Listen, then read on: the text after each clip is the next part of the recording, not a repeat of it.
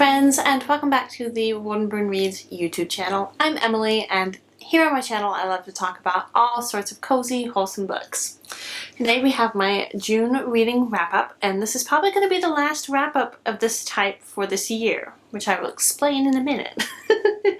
As I mention every month with these videos, I am not going to be talking about any total number of books read because I calculate that at the end of the year, and I think that's really the only other housekeeping admin sort of thing I have to talk about.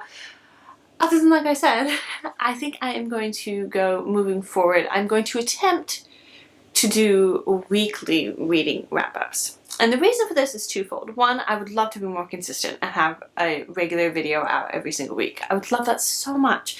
And I would love to do shorter length videos, like 10 to 15 minute videos that are quick and easy to watch, and I can get, recommendations and stuff from you guys quicker, and I can recommend them to you quicker. So I would love, love, love to do that. Part of that also is I was watching one of Kate Howe's videos on her YouTube channel, and I do really love Kate's channel. I wish that I had a little bit more time in my day so I could follow her a bit more consistently, because honestly, I have kind of a hard time following along with knitting YouTube, or not knitting. Yeah, knitting's my one true love. With reading channels, I have a harder time following around with reading channels because I just don't feel like I have enough time in my day, and there's only so many videos one can watch. So, but I'm going to be attempting to watch Kate's channels more because I really love her Saturday, I think it's Saturday Book Musings, I think is what she calls it, and it's just a very chill, relaxed sit and chat about books for like 20-30 minutes, and I love that. I love that she has done it somewhat weekly, but pretty regularly. And so I've been thinking about it. I've been really wanting to do more book videos, and so I had the thought, oh, I could do a weekly, this is what I read this week, and maybe it'll only be like 2 books to talk about. Maybe it'll be only 1 book or no books. But I thought that that would be kind of a little bit more, I don't know, more fun and a more consistent uploading schedule, if you will. And the other big reason is because I want to be able to give my thoughts and reactions a bit more in real time, if you will, rather than waiting like a month away from when I read the book, and then I can't really remember the plot as well because I've read 7 books since then, or I can't remember the names, I can't remember what I was really thinking or feeling or whatever with the book to the same degree as when I first read it. And so I would love to do that, where I can do it somewhat weekly. Like I said, I'm hoping it's weekly, but it might end up being like bi-weekly. But instead of doing like the end of the month reading wrap-ups where it takes me 3 weeks to film it because I'm anticipating it being a 45-minute video and I just don't have the time to do that all the time, and then it takes forever to edit, I would like to break it up into weekly or bi-weekly reading. I don't know the exact title that I'm going to call them because they're not going to be reading wrap-up exactly, and I can't really call it book musings because that's a little bit too copying. But I'll think of some title for it.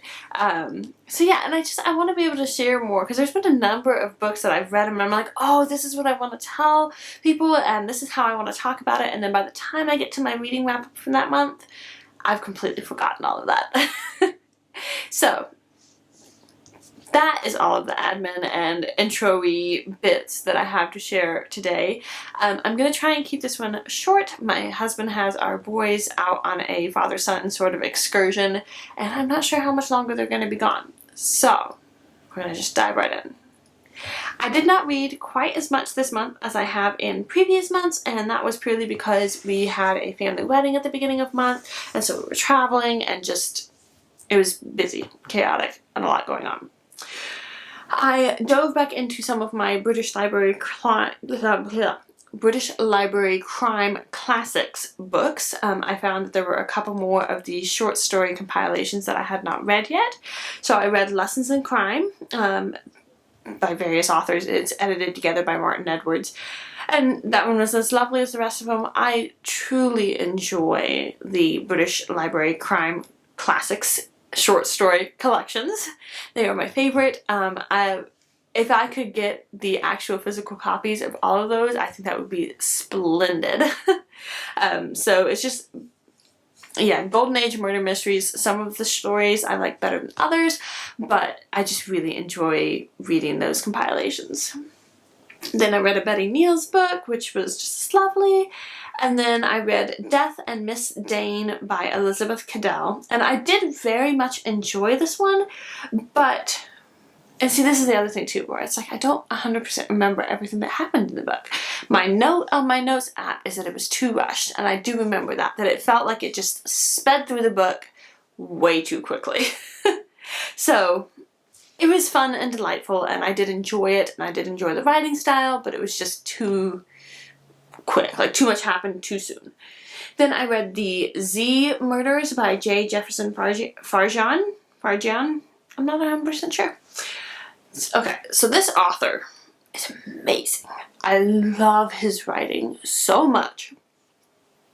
I read, let me see, but it was 13 Guests, I believe, is also by him, and that was the first book by him that I had read, and I loved it. It was so wonderful. Like the stories, or not the stories, the way that he writes and the characters and the conversations are very not witty, but they're like quick. They're snappy, is what my husband calls it. And his writing is just amazing. I so enjoy it. And this particular one was about a serial killer who was going around and murdering people and leaving a Z at the scene of the crime. And I thought he did a great job at sort of the, not exactly thriller aspect of it, but like the suspense. That's the word I was looking for. So yeah, if you like a a Golden Age murder mystery, I highly recommend J. Jefferson Farjeon. Then I read Murdered by Cheesecake by Rachel Ekstrom Courage, I believe that's right. I read this one because there's a knit-along that I'm participating in that's inspired by Golden Girls, which is the old TV show from the 70s and 80s, I think. I have not personally watched it just yet, but I thought I was like, there's a murder mystery based on it, like, why not give it a shot? It was okay. It was not my favorite. It was kind of, I love Golden Age murder mysteries. I feel like they are the ones that were truly written in the Golden Age. I truly feel that the writing is so vastly superior to anything that I have read thus far, contemporary mystery-wise. Other than the Lady Hardcastle series. That one almost gets there. Almost. But it's still not as good. So this one, it was just kind of cheesy and silly and based off of a sitcom TV show, so I was not expecting anything to be wildly, like, intelligent. It was fun. It was kind of a fun read. Okay.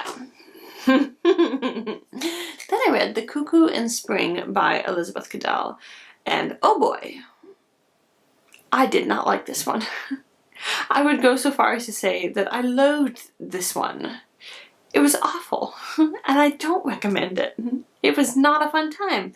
I don't think that some people would be as bothered by it as I was, but I did not like it. And I'm going to go into depth a little bit on why I did not like it. So if you are interested in reading it and you don't want spoilers, I should have timestamps below, so just skip to the next book. Cool. Okay. So in this book, it's the story of Julian, and he is traveling down to the countryside to this old manor to review some pictures for this old rich guy and tell him, or this old guy, I don't know if he's actually rich. I think he was rich, but he's a miser. I don't remember exactly. And to review these pictures and see if there's anything worth selling. And so he goes down there and he finds that there's 4 pictures by this one artist who, has recently become all the rage. And while he's there, he meets this girl named Angelina, and she's sort of the cook, maid of all work sort of a person. And he falls in love with her, and they get engaged. And then he tells her, he starts realizing that, like, this happens all so quickly. Like, he's only done it for like a week, and he meets her and falls in love, and they are engaged. Or it's a little bit more than a week, but it's a very short period of time. And so then he's like, you know what? I am going to go ahead and finish the trip that I was planning to make. He was going to go to his godmother's house and spend some time with her. And he's like, this is all happening very quickly. Like, obviously, I still love you very much. I'm not abandoning you or anything. Like, I'm just going to go ahead and finish my trip, and then I will come back, pick you up on the way back to London, and we'll go meet my family. So he goes to do that, and then he starts getting a really bad feeling about it. And so then he goes back to this old guy's house, and his fiance has disappeared and stolen the artwork. The 4 pictures that he found that were actually valuable, she stole them. And she has disappeared into London. She gave him a fake address and just disappeared. And then the rest of the book is all about her, like, randomly selling some of these portraits, leaving them as breadcrumbs to lead him back to her, sort of a thing. And I was appalled. Because everybody else that he mentioned, like his godmother, he told her about it, and she was just like, you monster, how dare you abandon her? And he's like, I didn't abandon her. I asked her if she was okay if I finished this trip, and she told me yes.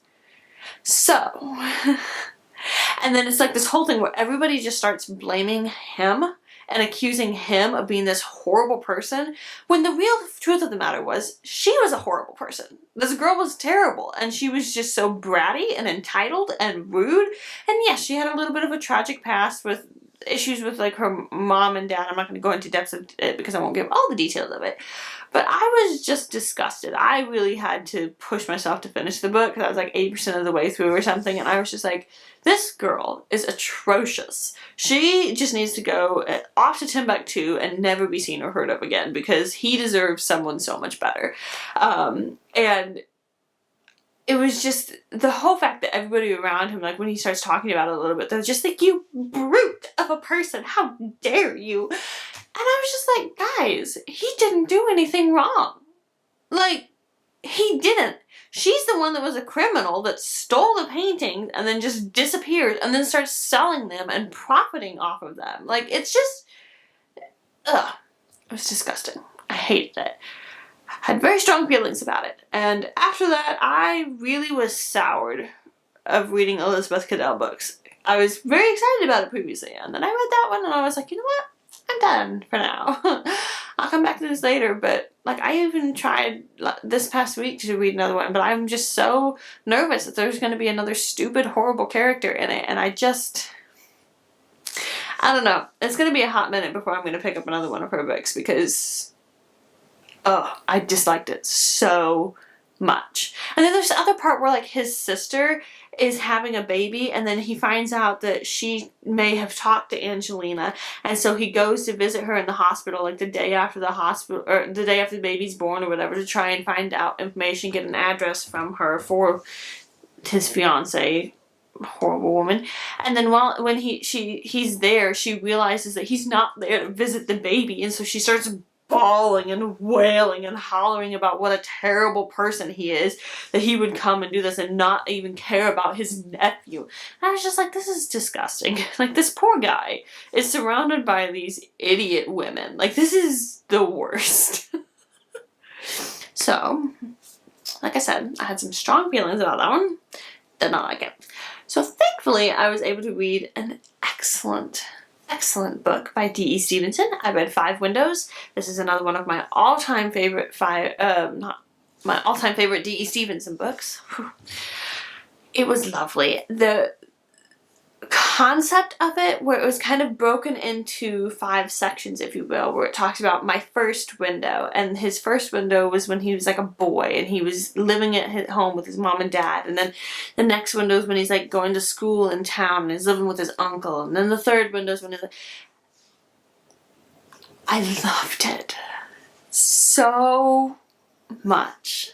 Like, that whole concept of like what you can see from your windows and how that becomes so important to you when you live in the home that you were living in. And I just, it was lovely. I so enjoyed it.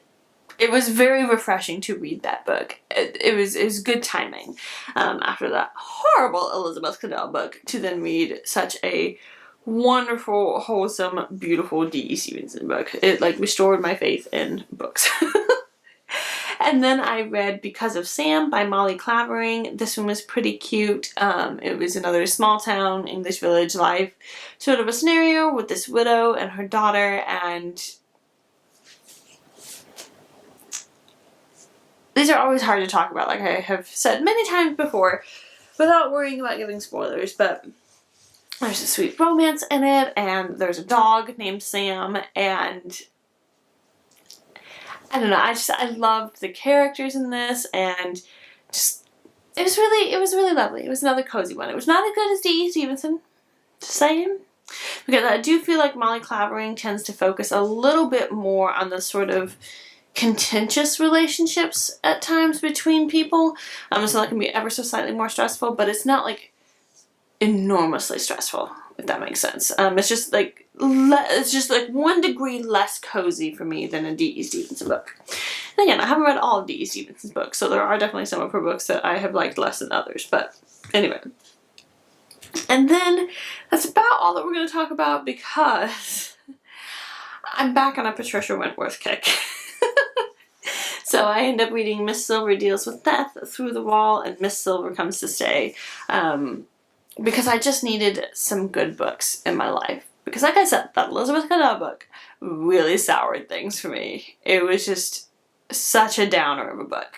And so I reread those books for like the 3rd or 4th time, and I just love Patricia Wentworth's writing so much, and her books have become truly some ultimate cozy book reads for me. And I've read a few more of them, because not only does she have her Miss Silver series, she also has a number of other, like, sometimes they're murder mysteries, sometimes they're just mysteries, but they always have like a sweet romance in them, and the writing is just beautiful. I just love it so much. So, as always, very highly recommend Patricia Wentworth. But that is all that I have for this video. I hope that you have enjoyed, and I hope that you will enjoy, hopefully, hearing from me more regularly. I would really love to get another video filmed in the next week or so and get that uploaded, because I've read a few things in July that I would love to talk about. Another Patricia Wentworth. Oh, so good. But one that I hadn't read before, actually. So I have read the entire Miss Silver series like 3 times at this point. Some books I've read more than that, and some books I've read less than that. She's got a couple of them. Like, Patricia Wentworth is so good at writing that like horrible, manipulative, terrible, like either mom or like other woman character. Like, she's so good at it that it's like painful to read sometimes, because you just want this person to die already because they are so horrible. So there's a couple of her books that I haven't been able to stomach reading as much, because it just gets to me. But the rest of them I have read multiple times. So anyway, I'm going to wrap things up. Thank you so much for watching. I hope you enjoyed, and I would love to know what you have been reading recently, any summer books that you recommend, and I'll see you on the next one. Bye.